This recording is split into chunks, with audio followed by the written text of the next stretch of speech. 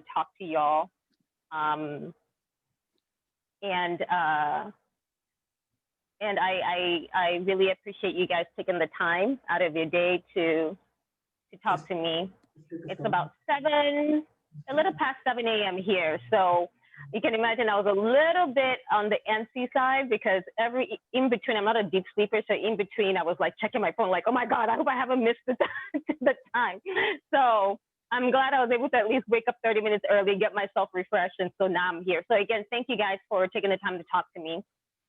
I don't know if any of you have, taken the time, looked at the magazine, but as you well know, I am the founder of AfroStyle Magazine, and the editor-in-chief as well. I kind of told Shai I wear different hats, so to speak, because I started small, gradually growing, have a few more people, but I'm kind of like the wearer of different hats. So in a nutshell, did anyone let me just ask, did anyone check out the magazine at all? And you're more than welcome to unmute your phone a little bit and respond. That's perfectly fine. I'm sorry?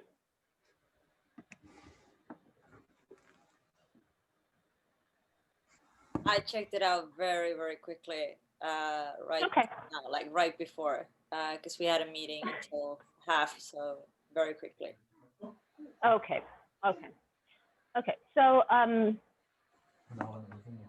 oh, thanks, Shai, for sending it. So basically, AfroStyle Magazine, I created because I am a lover of different cultures. I'm Nigerian. I am a proud African. I was born in England, Wimbledon. Grew up there a little bit, went back to Nigeria, was there through high school, and then came out here to the United States, where I stayed with my family. So you can kind of say I've been around the world a little bit. Still more trips to go, but that's pretty much a little bit about me. But one thing that I did, I never really thought about starting a magazine. I just pretty much thought about, I like fashion. I used to color illustrations when I was younger. And I had like a catalog of different design sketches from newspapers. And I cut it and would color and do all sorts of stuff. Till today, I don't know what that catalog is. But I think that was a connection between me and what I would get into now. Because as time went on and I graduated college, I wasn't really sure on what to do. But one thing I did start on was work at a fashion retail store, a big, huge fashion retail store where I was there. I worked there for a couple of years, becoming a manager. But as time goes on, thinking about trying to build a career, I realized that location was not, where I was not right for me. And so I decided to take some time off, think about things. And as I thought about things and what I wanted at 3 a.m. in the morning, believe it or not, when I was asleep, I woke up and said, oh, I want to start a magazine. And so that's how the idea of AfroStyle came to mind. And it wasn't hard for me to think about a name. AfroStyle was it. I've had people ask me, why don't you call it AfroStyle? And I said, no, it's the reason why I will not call it AfroStyle is because it's much more than that. AfroStyle is beyond the continent of Africa, because I realized as time went on and I started to build what AfroStyle means to me, it's beyond the Afro hair. Because of course, when you think of AfroStyle, you think what? The Afro hairstyle. And it's easy and it's understandable why people would think that way, because that's synonymous to us as Black people. That's one of the, the known thing, beautiful. But I wanted to think beyond that. And I remember I was talking to my brother when the idea started coming together. And one thing that he brought to my attention, which I'll let you guys know, I'm not that great with words per se. I try to make it as simple as possible. So using big words is not my thing. And I remember my brother was explaining to me how he saw the magazine, and he was using the big words, and I was like, dude, just tell me in plain English, what exactly do you understand what I'm saying? But can you say it in simple English? Let me just figure out what. And he said, no, what I'm trying to say is AfroStyle, the letter O, is synonymous with the global community. And I don't know if you guys can take a quick look. I just wanted to bring that to your attention. If you go on AfroStyleMag.com,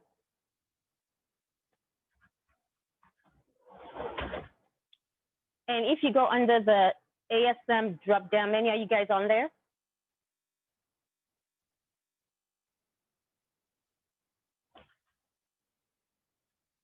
And if you go to the About Us, let me see, where is it? About Us section. And on there, it explains pretty much what I was visually thinking when it came to me creating the magazine. And my brother was able to actually help me put it into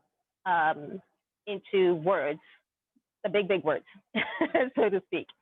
And so I'll read it out to you, and then that way it can explain to you basically where my mindset was. And pretty much when, and then it can explain why the idea of looking beyond the box came to mind when Shai had approached me about talking to you all. So AfroStyle, what is AfroStyle about? AfroStyle is an online African-inspired and multiracial and multicultural fashion editorial magazine. It covers contemporary issues such as fashion, entertainment, tourism, arts, culture, and more. Now, here's the key part. We recognize the diversity and complexities of the human race and the unique cultural breadth, which means pretty much style. Every culture has a rich, deep style that cannot be ignored or marginalized. The spirit of a nation can be found in her style, and we identify the similarities and value of every culture by fashion breadth or statement. To ignore a nation's style is akin to cultural suppression. AfroStyle Magazine embraces and showcases the way a culture chooses to design their dreams or visions of flair and dignity through fashion. AfroStyle speaks of value, expresses beauty, comments on attitude, and identifies substantive style. So next part is ASM, which is AfroStyle Magazine, supports and promotes African fashion in its entirety and highlights the impact of contemporary African fashion in today's Western and European trends in clothes and accessories. In addition, we celebrate achievers, trendsetters who positively represent Africa and beyond. Now, here's another key part. The letter O that creates the Afro sound is symbolic to us because our inclusive mindset and recognition of a global community or village. So that right there is why I started AfroStyle Magazine. That was pretty much at the back of my mind. Again, I wasn't good at the big words, but as I explained it to my brother, I was like, this is why, because he was like, why AfroStyle? Why don't you call it something else? You know, because I said, because if life, and I said this to Shai, if life started in Africa, and then people started to started to move out of Africa, and then that led to the physical change in the outward and the ability to adhere to the climate change and all that stuff, then there is nothing wrong in going beyond myself to explore beyond what I'm used to or what I know. And that is why, even if though it's an African magazine or an African-inspired magazine, one thing that I always mention to people when people want to explain AfroStyle to me or what they think they know about AfroStyle to me, I tell them, well, we're not only African, we're multicultural, and it's a multiracial magazine. Africa is diverse, right? A lot of people moved to Africa. A lot of people were born in Africa. Africa is all they know. And so one thing that I pride myself on is the ability to look beyond myself, beyond what I know to be my culture, being able to explain to people, this is what AfroStyle is about. This is what my culture is about in Nigeria, for example. I'm Igbo. I'm from the eastern part of Nigeria. I know the other cultures in Nigeria. You have the West Nigeria, which is the Yorubas, and then you have the northern part of Nigeria, which is the Hausas. Those are the three main tribes or ethnic groups in Nigeria. Then you have the sub, where you have this, different groups under that will be listed under those three columns. Now, I, as an able person, only know a little bit about being about the Yoruba culture, the Yoruba people, and also the Hausa people. But one thing I find, one thing is that when I talk to Yoruba, sometimes I go online or do my research to find out, like, what does this mean in the Yoruba culture? Why do men, when they're greeting the elders? For me, as an able person, when we go to greet our parents, now we're older, we're like, hey, mom, what's up, mom? What's up, dad? But when you're in the village or you're back home and you're seeing people talking to their elders, like my grandmother and everything, I would go to my grandmother and say, oh, I speak my language a little bit. I'll say, Kama, and I would like bend down just a little bit, or maybe I would not, whatever. But when it comes to the Yoruba side, when the young ones are greeting the elders, they just don't bend down. That's seen as a disrespect, right? Even if they say, good morning, sir, good morning, whatever. They have to partially like go on the floor. I don't know if you guys have seen that, where people go on the floor and prostrate, so go on the floor like they're about to do a push-up or something to greet the elder. That's their culture.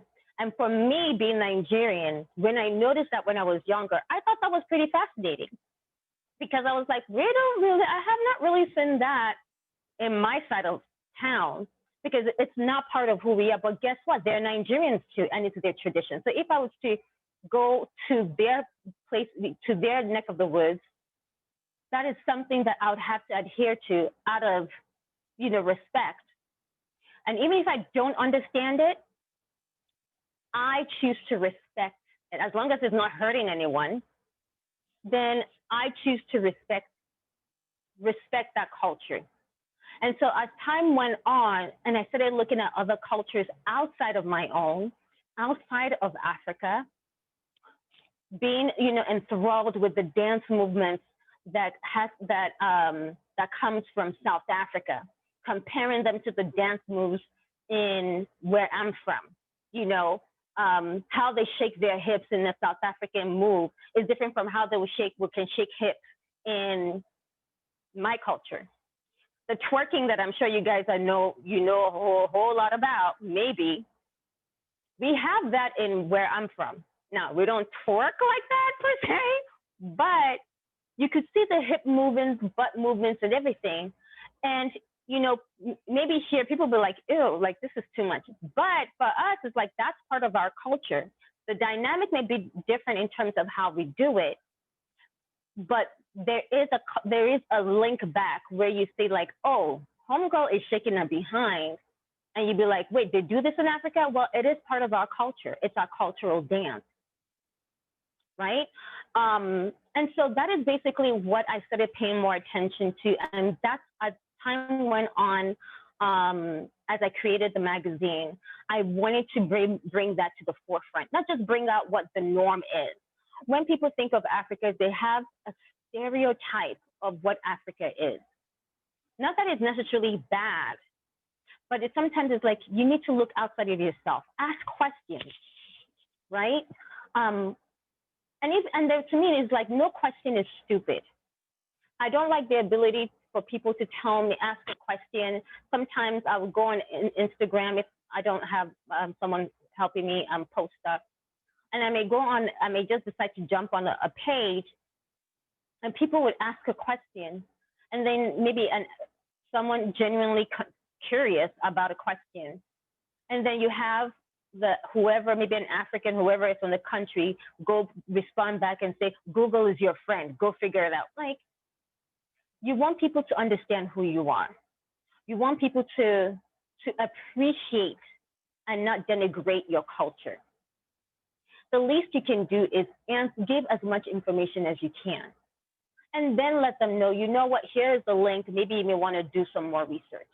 Because that then shows the appreciation from the person genuinely asking, tell me about this, you know? And there are times I may ask a question and I say ahead of time, I'm sorry, this sounds like a stupid question, but please tell me what this means. Now, as time went on, I started saying, you know what? I'm going to look outside of the African continent. I want to look at the diaspora. Then you start to look at the Caribbean, the Jamaican, you know, and all that stuff. And even out here in the US, trying to find the connections between maybe break dancing and, you know, something else, or why is this way here? Is there a connection back home? Things like that I would pay attention to. And then as time went on, I said, you know what? I'm going to look outside of the African diaspora and look at other continents as well. Because I am fascinated about their cultural symbolism or meanings. I didn't, and I do apologize, I should have written down the different countries I looked at. But I actually saved the video because I was going to post it at some point on our Instagram page. But I remember seeing a video, and it's a town in a place in Europe where they have a festival where the people wear like a huge masquerade looking thing. It's like hair. It looks like wigs. They're made of wigs. I'm like, that's a whole lot of wigs, but I don't know what it was made with. But it was a video of a lot of people wearing this masquerade looking thing, and it's a festival. And I don't want to sound, this is in Europe where this festival happens. And I personally was fascinated because where I'm from, we have masquerades, we have festivals. And these different masquerades mean different things in different places. Like I remember, and this tends to happen like in like around the season when the masquerades will come out in Nigeria. And I was traumatized as a kid because I thought they're symbolic, but for me, I felt traumatized because I was like, still remember till this day, I was out with two family members. I was probably like 4 or 5. And that was when we were having a big festival where a lot of masquerades from different states. I'm from Abia State. And then you have Enugu State, Anambra State, Imo State, all that stuff. They have a big festival where all the masquerades will come out and they're dancing. And maybe it's a company, I didn't know what it was, but it was a festival. A lot of people would come out. But God help you, there are some that are all for fun, and there's some that are all for the very sacred. Those ones are not part of it, but then there's some who chase people around to scare them and everything. And I remember 2 incidents I'll tell you guys.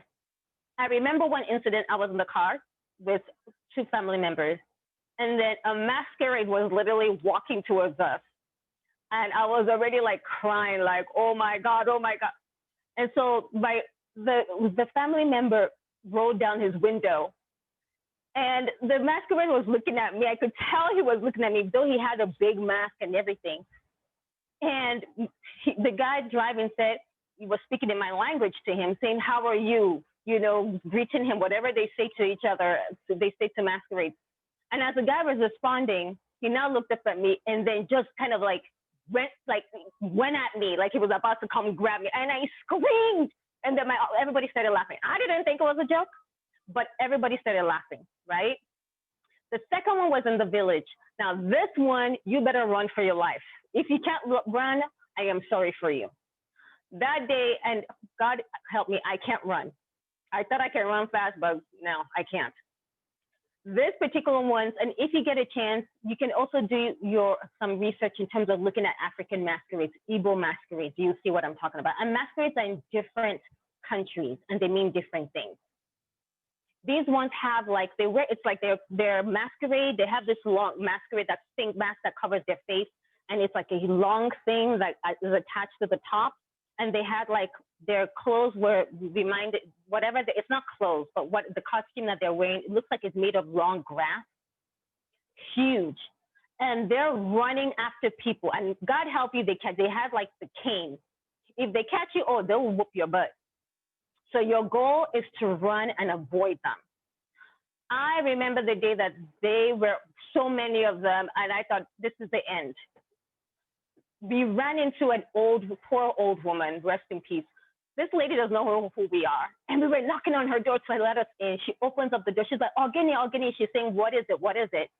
And we pushed her in and said, you need to like stay somewhere. And right as we pushed her in and closed the door, the masquerade ran past us. I was like, heaven, the poor lady, I know we traumatized her, but it was fun.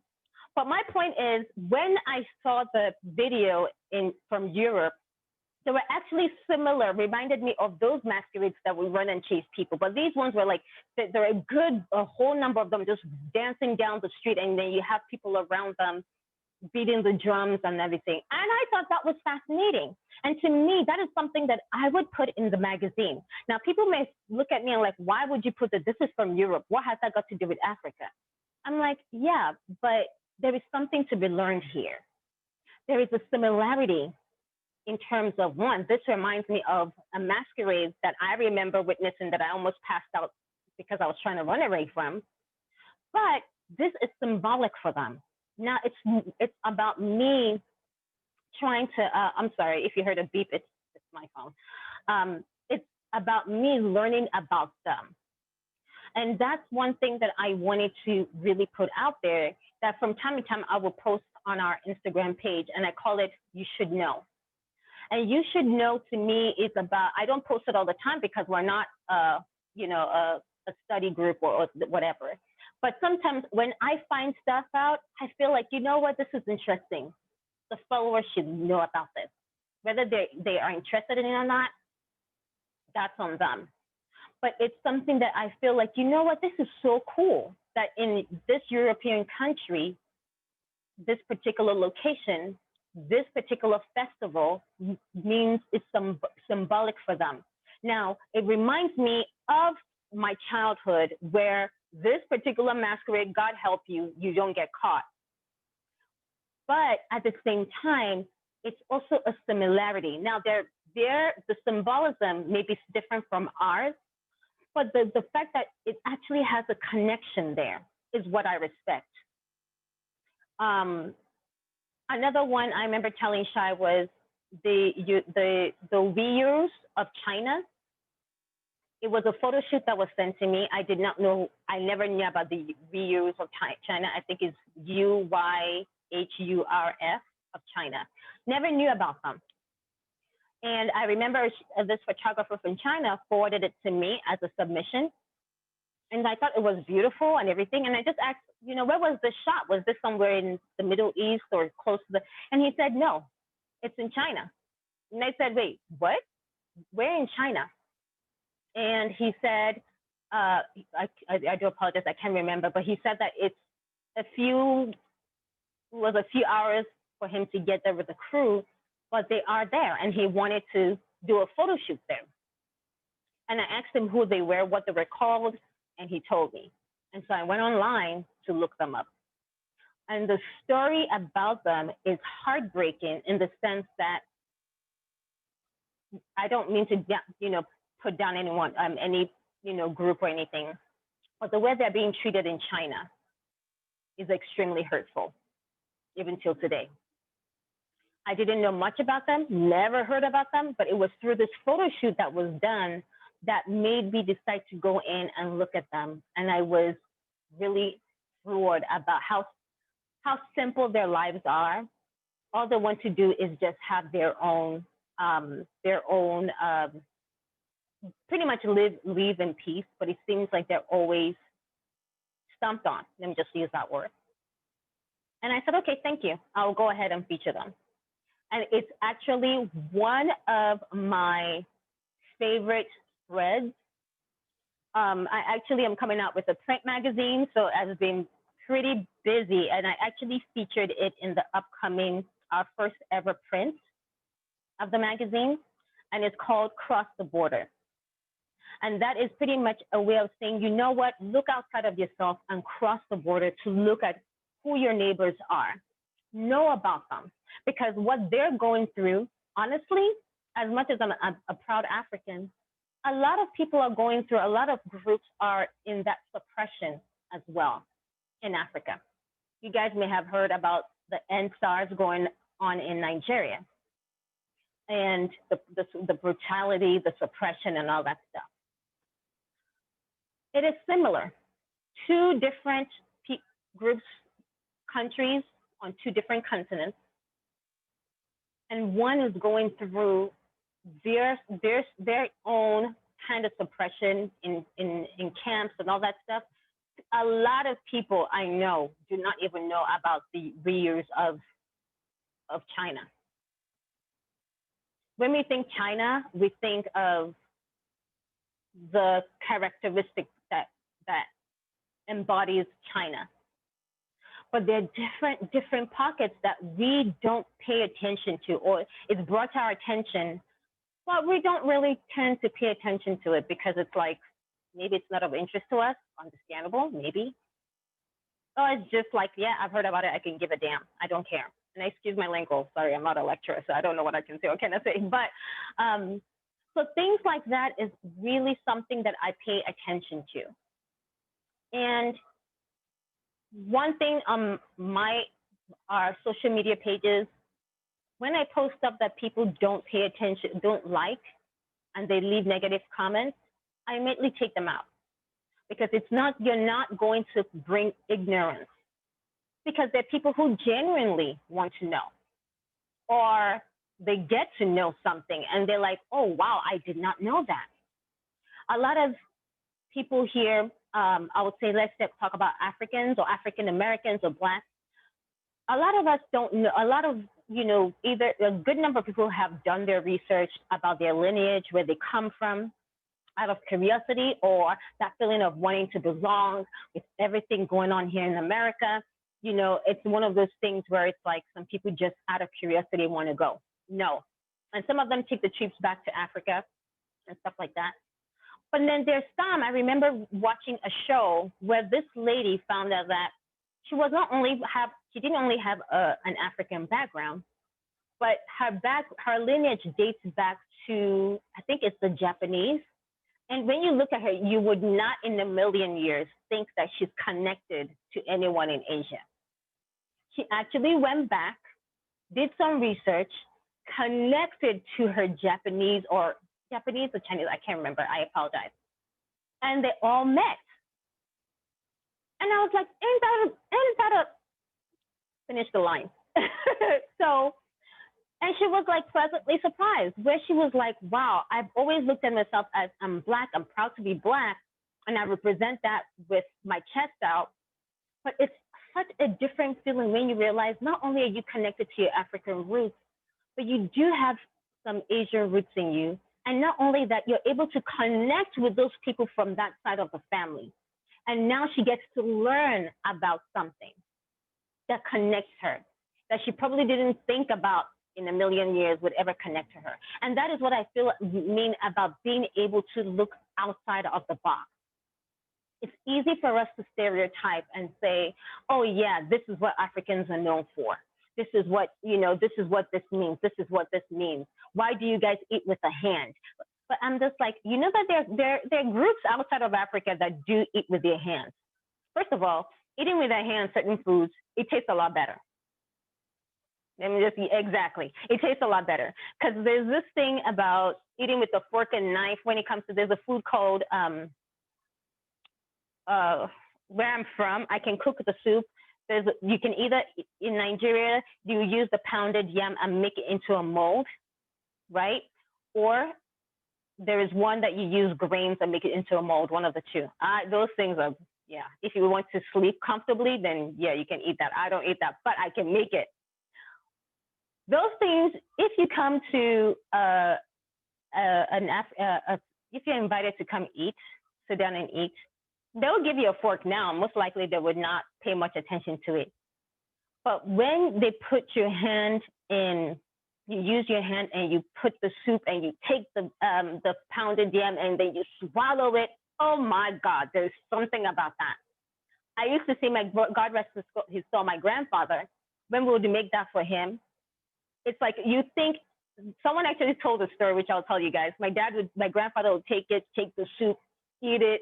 And I'm just like, how does this man swallow this whole dang thing in one go? But it's good. There's an artist that actually said back, I think in the 80s, when he came to the United States and some people saw him eating the food, they thought he was trying to commit suicide.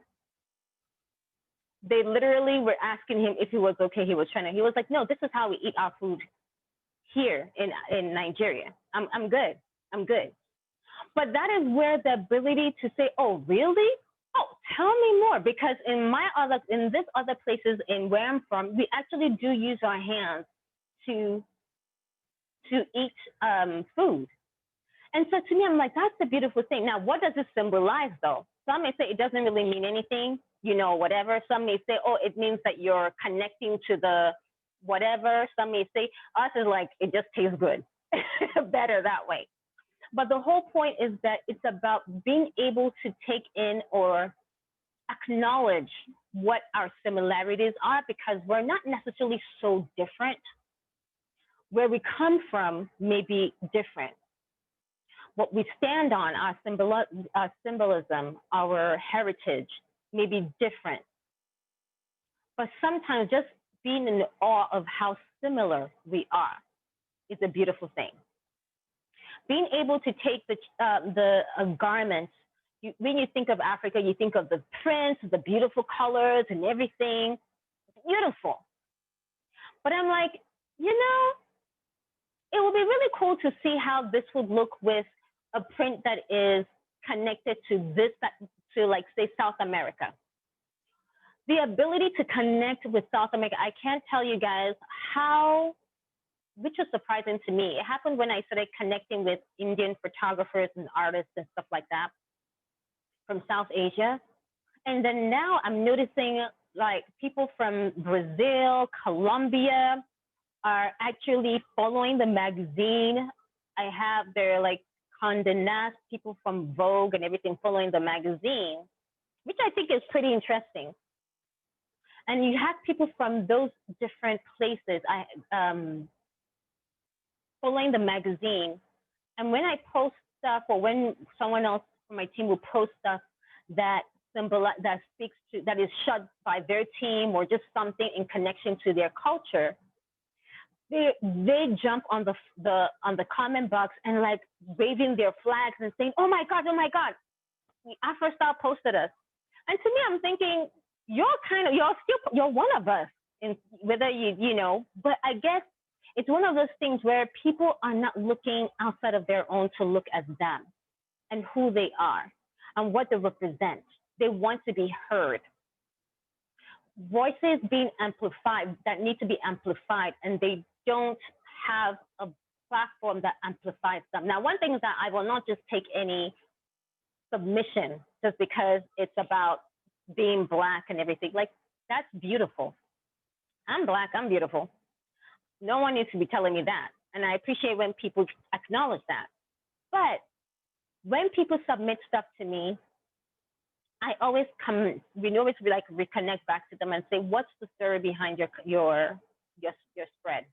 What's the story? What's the concept? Why would I, as an African, relate to your story? I don't care if the model is white, Black, Asian, green, whatever, but I just want to know this is a beautiful spread, but I need to understand what the story is. And if it's a story that makes sense, then cool. I'll go ahead and feature, because I'll think about it. I'm like, I never thought of it that way. I remember someone from Hungary forwarded some spread to me, and it was called The Village. And he sent me the video and everything. And I asked him what the story was behind it, and he was telling me about the story about that village, which I thought was pretty interesting. And sometimes people don't think about the fact that countries outside of Africa do have villages. They may not necessarily have huts or have, you know, the mud huts that people would associate with Africa, but they do have villages. And sometimes they're like, oh, they have villages? I'm like, duh. Like, yeah. So to me, it's like when people bring stuff to me and they tell me, or people not bring stuff, but when people make comments and or say, why are you looking behind, why are you posting this people from from South Asia, or I'll give you one example. A photo of these 3 beautiful Indian ladies were posted on the magazine, on the social media page, and I just thought that dark skin, beautiful Indians, and I just thought it was a beautiful photo. Someone made an ignorant comment, and I had to block the person because I was not even going to go back and forth. The person actually looks like me, but made a comment, they're not black though, but go off. Is that how you celebrate? You want people to celebrate you because they don't look like you? First of all, they're gorgeous. They're dark. You do have dark-skinned Indians. But because they look a certain way and they're Indians, they should not be acknowledged for who they are? No. So to me, and the one that gets people is where we post a photo, and it's not like we post all the time, but I may see something and I like the concept or the artistry behind it, and it may end up not being on someone that looks like me, and you'll have people posting and commenting and being negative, and I take them off. But to me, it's like, look beyond what we're looking at. Look beyond the skin color. Understand what the story is behind the shoe. Unless you're choosing to be ignorant, that's a different thing. But my thing is this: we as a people cannot denigrate each other and expect that you would get a respect in return. Sometimes it's about looking, like I said, it's about looking beyond yourself. You may not understand it. You may need someone to explain it a little further for you to understand it. But at the end of the day, I feel like the AfroStyle gives a platform for people to respectfully agree or respectfully disagree. Give your own point of view. When we post things sometimes, or we feature things sometimes, there are people who will post on the comments or send an email saying, you know what, I saw this photo shoot, or I saw this photo and it reminded me of back home. We do something similar like that, but it's a little different.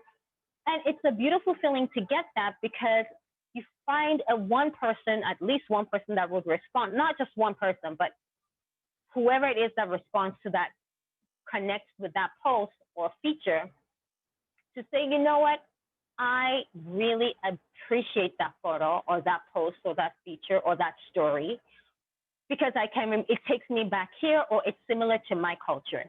And that person's culture maybe not necessarily be in Africa. It could be in a different continent.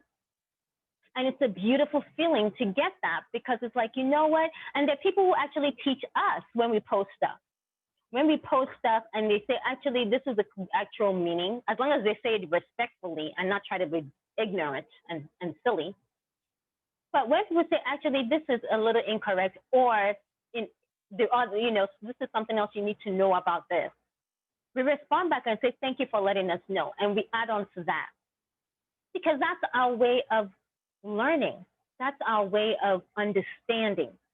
And that shows that appreciation that, you know what, if someone can post about my culture or my people that was surprisingly posted on their platform as a sign of respect, as a sign of celebration, celebrating my people for no reason whatsoever other than they love this and they posted.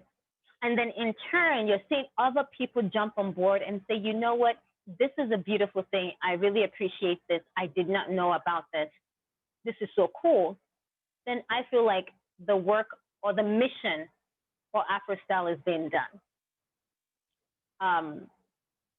So I think in a ballpark, I I would say to you guys, based on what Shai told me, you guys are working on a design of a virtual museum, that when you're putting together the design and everything you're working on, look outside of yourself, ask questions. Nothing is stupid as long as it's not coming from an ignorant place. Because at the end of the day, there is something to learn. There is, and that can also help shape what your mission is in life. Give you more ideas in the direction that you want to go in terms of making this world a little better, despite all the craziness that is going on.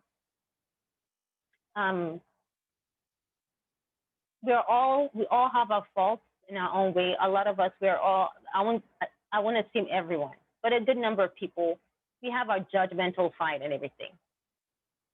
And I think when we just come out of our tunnel vision of what we know or what we think we know, it does help build up the community to a better level.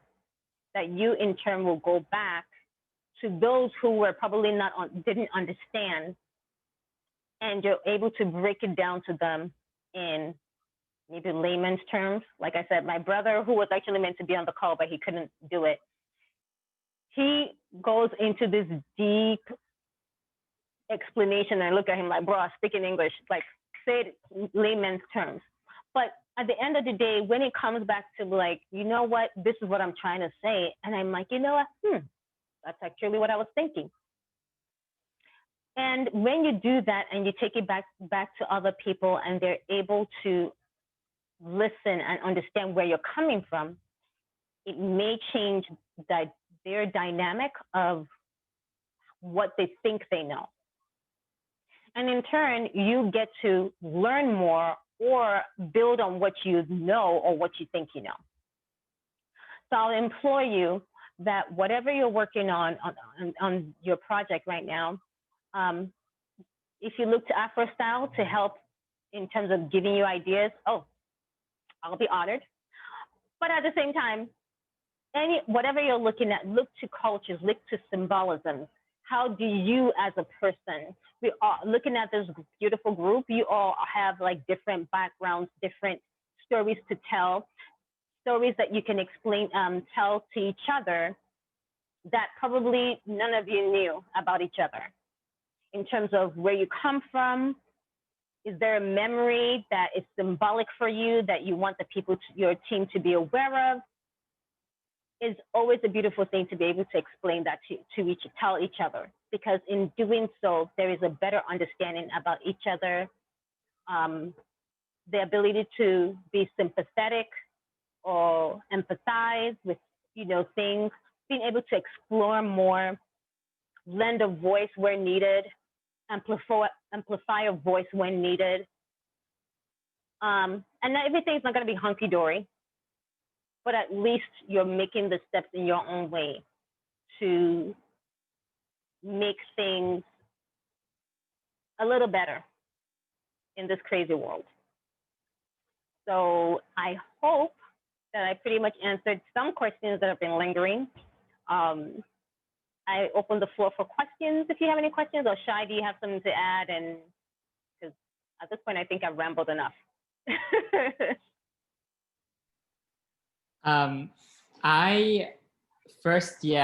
That's Thank you. Thank you. Yeah, I would just say what I told you when we spoke a couple of weeks ago, that something that I really liked and really captured my attention with AfroStyle was really like creating content that is beyond like one dimension. Like I always feel that like whatever is being posted, so it is multidimensional and really like showing how through beauty and through photography and fashion we can actually like scrape like any boundaries between us and actually connect humanity no matter where we are coming from. And for me, like, it's so inspiring also, you know, to hear your story, and also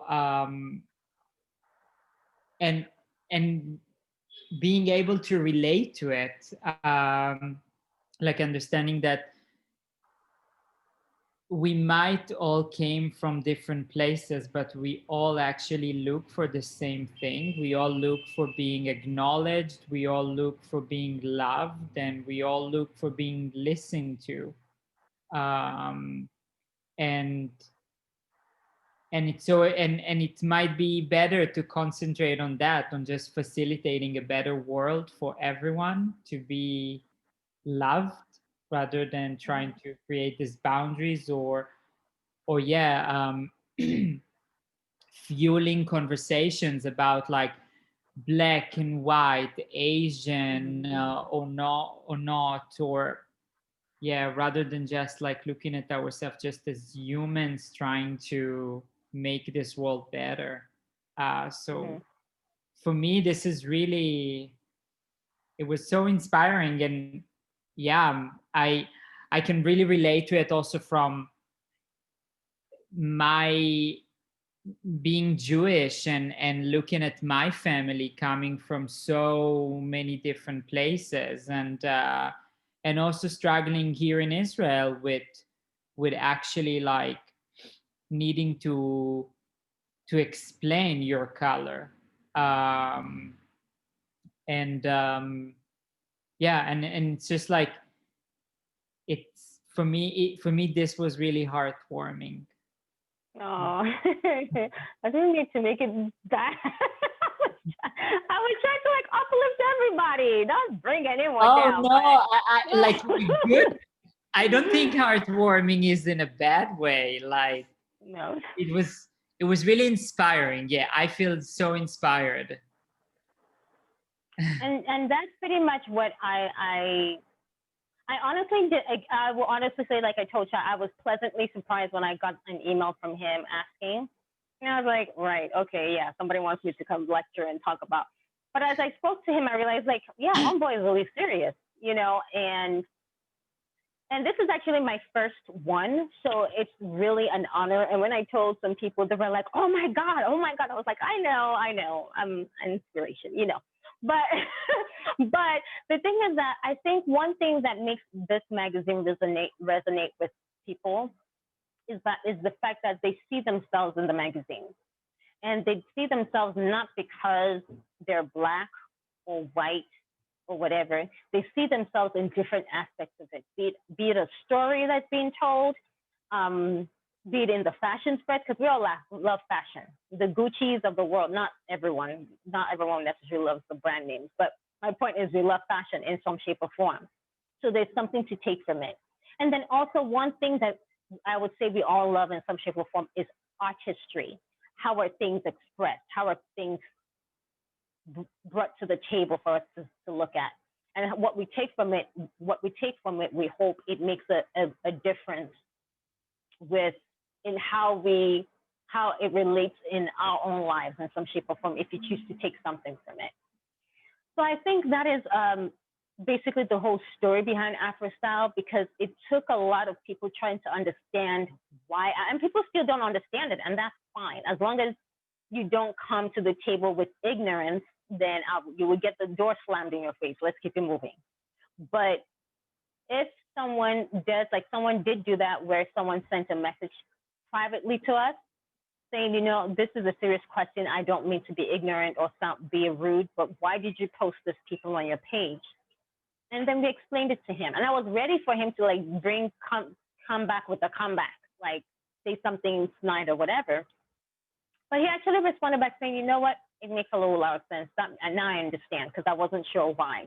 He's like, okay, it makes sense. And that was it. Whether he understands it or agrees with it, that's on him. But the fact that he was just like, you know what? Now I understand why. It makes sense. And then he's like, thank you for answering. Thank you for responding to the message. I love your page and I love your magazine. I was like, thank you. So again, people that look like me can be ignorant. I would accept that because I have witnessed it. And it's up to them to decide if they choose to be in that same box or not. And I'll say the same thing for people that don't look like me physically, in the sense that you can choose to be ignorant and have this tunnel vision, and keep in mind that expect that you could be treated the same way that you're treating someone, or the stereotyping you have, you could be stereotyped the same way, right? And if you don't want that from you, or you don't like the idea of that happening to you, there's really no need for you to be having that the ability to not at least open up a little bit to understand, whether you agree with it or not. At least open up and understand why something is the way it is. I'll give you one more example. My brothers, the ones here, I have a brother in Nigeria, but the ones here, I remember when I came back here, the oldest at that time was 10, there was 10, 8, 6, no, sorry, like 8, 6, and 4. As they grew up, we're a family, this is an African family. Their room would be, I think about it now and I tend to make jokes with them. These are guys right now, married, kids and everything. They're all about hip hop and all that good stuff. But when they were younger, guess the kind of song that they were singing and playing till my blood came out of my ears. The hard metallic songs, those ones that the singer is like yelling and I'm just like, what the fuck is wrong with these guys? Like, I couldn't understand, like, can't you guys listen to stuff like hip hop or whatever, you know? Well, they were like, and they were like going, and I just could not understand it. I had nothing against it, but I just could not understand why they would be listening to that. As they grew older, and hip hop was back in the mid 90s, late 90s, started taking off and everything. They started changing from the hard metallic songs and everything. Because I would tell them, at least let me hear the words, let me understand it. All I'm hearing is people screaming, and they'll just make fun of me like whatever. As time went on, it changed from that to rock music. So I love the song by Marilyn Manson, like Beautiful People. And when they'll play it, I'll be like, yeah, dude, and everything. I was like, yeah, and everything. And as time went on, they started getting into the rock and hip hop combination. And then after that, it was straight hip hop. So for me, it was just more like, you know what? At the end of the day, some of the songs that they actually played, I ended up liking, and I have downloaded right now on my phone. That can be maybe a funny example. But my point is, I was able to step out of my comfort zone as an Igbo girl, as a Nigerian girl, an African girl, and open up a little bit to what they are listening to. And it actually helped create a better connection with them, because I just thought they were crazy. But then I started opening up a little bit more. When I'm working out now, I'll put songs that will pump me up, and Beautiful People will be on there. Beautiful people, and I'm like, yeah, dude. And I'm like, dude. But think about me like back in the 90s saying that, I'll be like, you guys are crazy, please leave me alone. And that's it. And the funny thing is that I ended up finding out that my uncle, my mom's brother, is into rock. He's into that kind of thing. He was in a band, and I was like, telling my uncle, I really didn't even want to see what clothes you were wearing back in the day. But the fact that he wasn't, I was like, okay, maybe that's the connection with them, because when I found out that he was into rock songs, I was like, ain't that a, finish the line. So my point is, sometimes then just looking outside of ourselves, being able in terms of culture, in terms of music, in terms of symbolism, not looking down on things. And it's not just about celebrating, it's also about calling out what needs to be called out. There are traditions or cultures in where I'm from, I'm not a big fan of. Scarification, I don't like scarification. It is a traditional thing in the Yoruba side, especially. And I think the Hausa, the northern part of Nigeria. Igbos, we don't have that. To me, scarification is an ordeal that I just can't see my kids going through. It's just something I can't go through. And I would refuse my kids, if I was living back in Nigeria, to go through. I'm like, no, I'm not going to put my kids through this hurt and pain. You know, initiations. I know someone wrote an article about initiations in South Africa, how it's such a bad, you know, it's a hurtful thing. Calling them out for what it is. Those kind of things is what, it's not just about celebration of the beautiful. It's about calling out our own people and not hiding behind the idea of Africa is so beautiful, nothing is wrong. No, Africa is beautiful and all, but there are things that need to be said. And that's what I talk when I talk about amplifying of the voice for the people that need the amplification, being a voice for the voiceless in some shape or form. That is basically what I'm talking about. So the ability to be able to do that, I think, is a beautiful thing, where people, I remember we interviewed a Ugandan LGBTQ activist for a past issue, and I feel bad I didn't get to put her in this new print that is coming out. I'll put her for the next print that we end up doing. She was literally talking to us over the phone in a small room, guarded, because she is one of the loud activists in Uganda. I have to find her name. It's been a while since I spoke to her, but when I was looking at content, she was not part of the final pick, unfortunately. But it was a beautiful thing, because for me, that was the first time I realized, oh, we do have, I'm actually typing it right now as we speak. So let me see, Ugandan LGBTQ activist. We do have LGBTQ. They're in suppression over there. A lot of people don't know, because people don't relate LGBTQ to Africa. But we do have them there. But because of the suppression, that is the idea of having someone being suppressed. One of my sisters is, she's gay. And our fear is, if she was to go back to Nigeria one day and someone happens to hear that she's gay, it would not be an easy thing. And so the kind of the out here in the United States and also in Europe, there's still suppression, but it's a lot better than what it is there, right? People are screaming to be heard here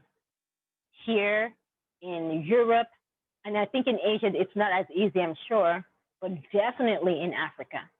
Being gay, being in the part of the LGBTQ, oh, God help you so. And it's sad to say.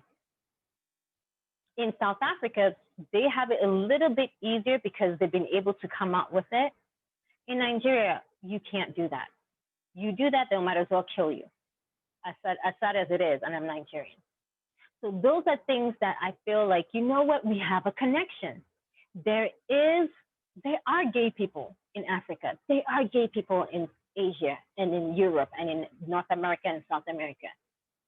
But in Africa, they don't have the backing that you would think that at this point in 2020 they should have. That is something that you as a global community right now in this room would be able to look into and say, you know what is it that is keeping our African brothers and sisters down that just want to be themselves? That they're getting here, but they're not getting there.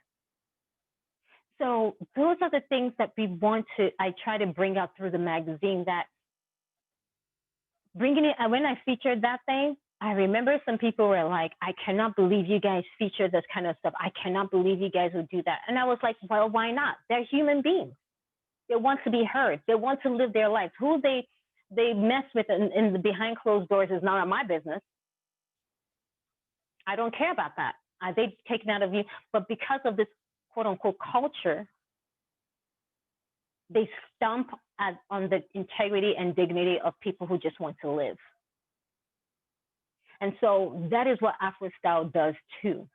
We celebrate our differences, celebrate our similarities, but at the same time speak up for those that need to hear even if they don't want to hear it. And if it's going against what an African is, so be it. Because I have a sister in that group, and when she came out to me, she was crying. And I cried with her. And all I said to her was, now if this is your chance, you need to shut everybody the fuck up. Use my language. And put your best foot forward. It has not been easy for her. It was not something easy. It wasn't something that I think people could wrap their brains around. Us as her siblings could understand, and we were fine with it. We actually already knew, but it was just a matter of her coming out. But for her to cry because this is a Nigerian family, like, oh, no, no, no. You can imagine the torment she had to go through trying to finally come out. In Nigeria, the day she goes back to go visit, our concern is, what will people say? What will people do? Can we shield her, protect her? Because right now, NSTARS, look at the police brutality that we're dealing with. All we're asking is let people live, and they're shooting them left, right, and center. But guess what, though? Now in America, they're seeing what it's like to live in that suppression, in the sense that someone can be standing there quietly protesting, and they can be gassed. Things that you guys would see in different other countries, that America will be the first to say, oh, no, no, no, you cannot do that, human rights. But look at, it's the same thing now that is going on here. But the things that they're trying to now rectify everything, they're trying to change things. But there are countries, places such as in my country, in Africa, they don't even have the option. You find that you're gay, you're going to jail. Or better yet, we'll kill you. That is something that, as sad as it is, when I'm saying, oh, I'm pro-African. Yeah, I'm pro-African, but there's a whole lot of work to be done. So the platform that you guys are using, please amplify. I'm be so excited to see what you guys do, but just keep that at the back of your mind. The luxury or privilege or whatever you have here right now, think about those that don't have that luxury. The art, the fashion that you guys love, find the differences or the commonalities with different groups outside of your own and speak to them. Because hopefully, one way or the other, people will see what it is that they were not seeing before. Any questions?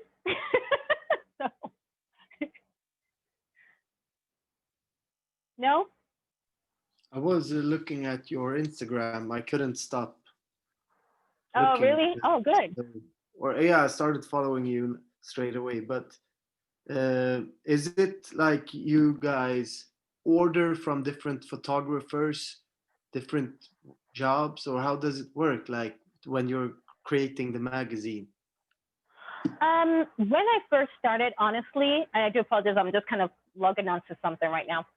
When I started the magazine, I honestly did not know, basically. You know how people would say, when you start a magazine, they start to give you all the pointers. Oh, you must do this, you must do that, connect to this, connect to that. Call this person, call that person. And nobody is responding, nobody's connecting with you. And so I really didn't know how to start or where to go. And I just kind of started backwards. So initially, I started off doing our own shoots, because this is when I was trying to find the voice for the magazine. But as time went on, and especially when I put the, frequently asked questions on our page and on our website and everything, I started taking in submissions. I started opening the door for submissions. In addition to that, I was wearing a lot of hats because I was doing this on my own when I first started. And I still kind of do it on my own, but I have people that do jump in and that are helping and stuff like that now and coming on board. So now I've opened the doors to submissions, right? But one thing, like I said, that is I pay attention to is the story behind it. A beautiful fashion spread, yes, but what's the story behind it? So in the new issue, in the new print, oh, this is my new print. Actually, I don't know if you guys saw this. This is a new print coming out. I have people that send stories about what the story is about. Like someone sent a photo shoot and the story was about blood diamonds. And I thought, interesting. And they used like crystals or something on the hair, I guess to represent the blood diamonds. So it would be easier for us to say, oh my God, this is so beautiful. But then you have to read the story behind it. What's blood diamond? Why do they call it blood diamond? And guess what? There is a story about blood diamond in Africa. The killing of people and the, taking advantage of the African places in Africa to gorge, to make money off of diamonds. The government shooting its people or killing its people just because they're trying to make money and stuff like that. And so all that actually is what I pay attention to. So when people send me articles, not articles, when people send me photo shoots, that's why we tend to ask, what's the story behind it? And if they don't have a story, this is the one that deals with blood diamonds. So you see the crystal in her hair?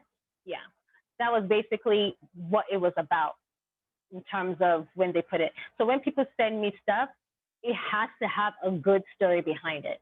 If you're sending me a story about a girl, a beautiful girl, we feature that, the beauty and everything. But if there is nothing else outside of the beauty of the model, then there's really nothing else for me to really want to feature, unless I just post it if I want to post it. But to feature it in the magazine is something I may not do, because it's like I get a whole ton of these and I've posted some and I know, she's beautiful, she's Black and everything. What else do I need to know about this photo shoot that would make me as a person relate to it and someone else relate to it? So that is what I do pay attention to when we either post or we feature.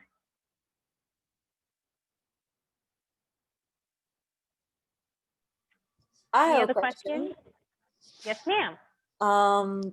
What is for you, where do you think the line goes between cultural appreciation and cultural appropriation? Like individual, just for you. That is a good question. And believe it or not, I don't see it that way, the way a lot of people tend to jump on it. When it's an appreciation, I tend to look at the overall picture. This is for me. I can't speak for everybody else. My thing is, I always look at what's the story behind the overall picture, right? And sometimes I tend to look at it in terms of, are they respectfully representing that particular item or whatever it is that they did? That I pay attention to. And so for me, I can only say in a nutshell, it has to be about the overall picture. What exactly am I looking at this overall picture? And the reason why I do understand why you would ask that question, because I've had pictures that we featured or posted of a Caucasian lady with cornrows, and oh my God, you have everyone going, oh, cultural appropriation. And I look at it as anyone can wear cornrows, but are they wearing the cornrow to appeal to Black people or to your culture? If you're doing that, then that's where I feel that there's that negative connotation to me. If you're wearing it because you love it, you do it because it's part, you just enjoy it, you're not trying to disrespect anyone, I'm fine with it. So that's the overall picture for me. I won't go up to someone and say, oh, hell no, cultural appropriation because you have a cornrow, you have buns and nuts or whatever the case. It could just be that the person just loves it.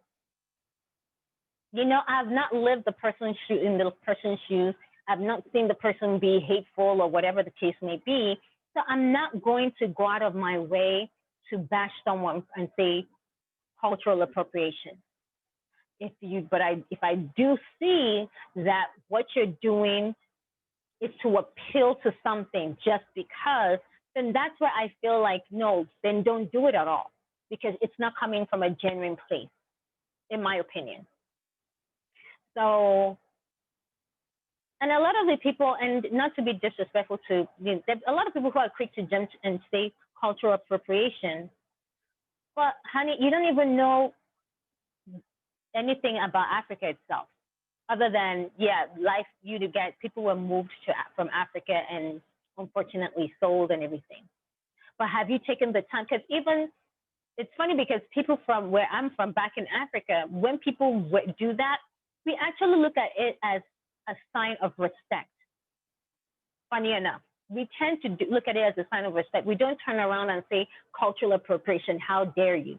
They're like, hey, they're in my country, they're going to wear my clothes, the traditional clothes. Does that mean all of a sudden it's cultural appropriation because they don't look at me physically? No. We actually, a good number of people will look at it as a sign of respect. Like, hey, they're in my country, she wants to wear it, or he's wearing, we're giving them, like, hey, wear our clothes, wear our shoes, this is how we do this, blah, blah, blah.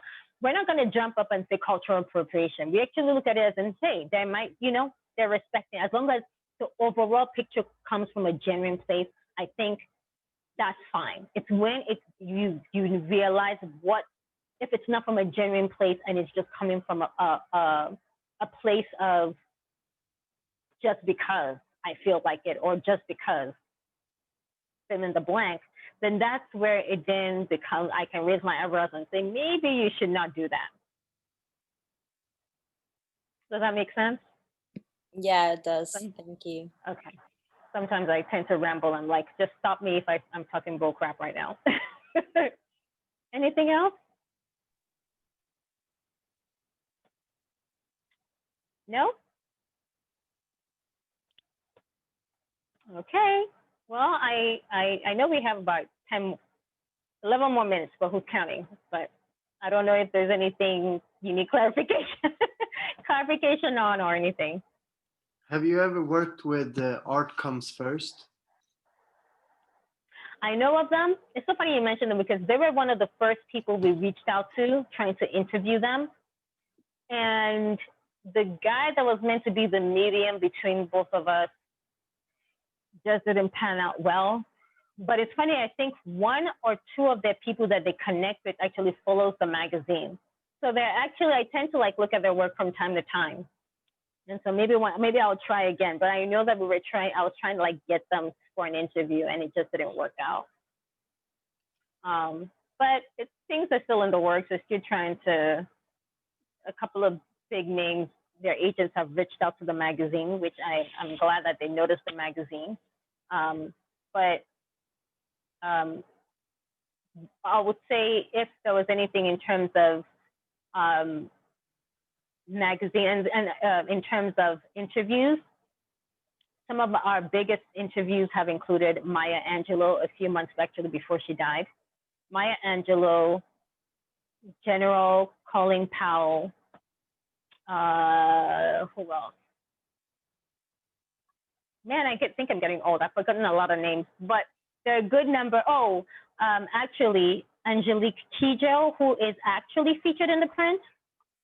She was actually pretty cool because she was very active, very energetic over the call. If you've watched some of her videos, the way she's dancing and everything, yeah, it sounds like that's how she is on the phone because she's very energetic and everything. So I thought she was cool. Stella Jean, the renowned fashion designer, she's Haitian and Italian. The group, I keep the Eurythmics, the singer, the lady. Yeah, we interviewed her as well. So there are a good number of people that we've interviewed that right now I'm trying to put into the issues and prints and everything. But I'm still trying to work on getting Obama and all those people into the magazine. So hopefully everything will pan out. But Art Comes First. Now that you bring them up, I'm like, maybe I'll reach out again because I got tired of the back and forth. I was like, you know what, next. So I'll try it again and see what happens. Who will be your dream interviewee?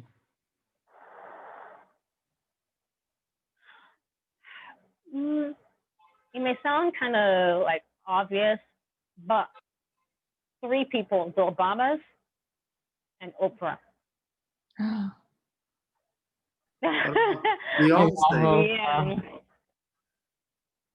Yeah. Another dream one that I was working on, but I just could not snag him, was John Lewis, the great John Lewis that passed away, the icon.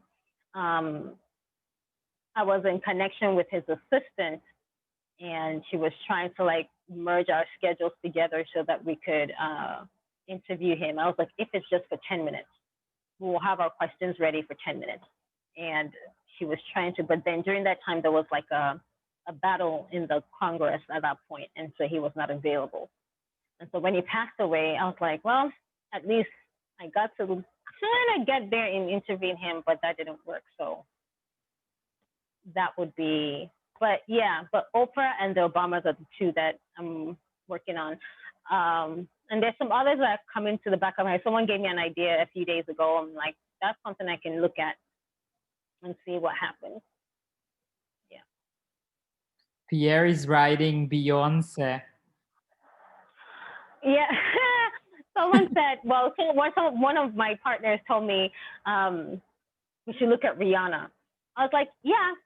But the funny thing is that one of Beyonce's, I think he's a stylist or hairstylist, actually follows the magazine. And Kelly Rowland from Destiny's Child follows the magazine. So I'm like, okay then. Can you tell Beyonce that we need to talk to her? so I'm like, one step at a time. But when I realized like, oh, this guy works with Beyonce, I was like, okay, if Beyonce's mama, maybe she would notice the magazine. She would probably say, Beyonce, hun, come take a look at AfroStyle. So that would be great. So one step at a time, we'll see. But trust me, that's at the back of my head. But my colleague was telling me Rihanna. I was like, yeah, that would be another person too. So we'll see how that works. But the one thing that I'm hoping for is for the magazine to be picked up by like Condé Nast or Hearst, the publishers of the Vogue series or Marie Claire, because I feel like they don't have the ability, not that they don't have the ability, they don't want to have a Vogue Africa. There was a Vogue Africa that went campaign that went viral. It started with this photographer in Paris, and he was just like, they should have a Vogue Africa. And even Naomi Campbell was supporting the campaign and all that stuff. But Condé Nast declined to do it because they felt like Africa is so vast to cover. And I was like, okay, that's well and good. Why don't they look at actual African magazines that are representing, you know?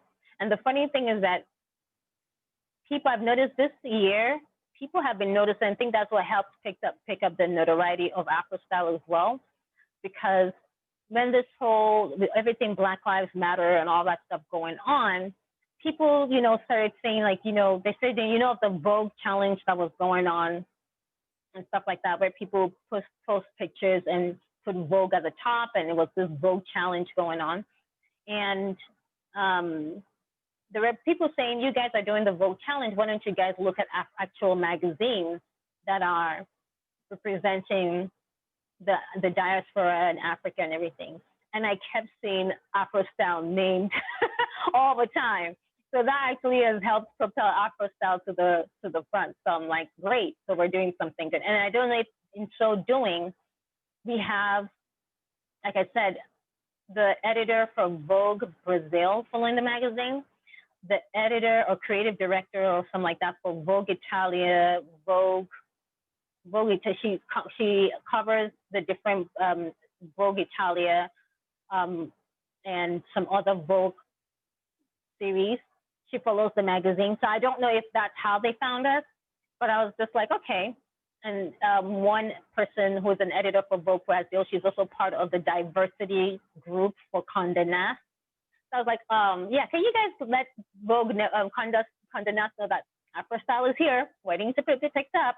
So, you know, so hopefully, but the fact that AfroStyle has gotten this much recognition, and again, thank you to Shai for actually noticing the magazine and actually reaching out, it's a humbling feeling, and I'm honored for that. So I really appreciate it.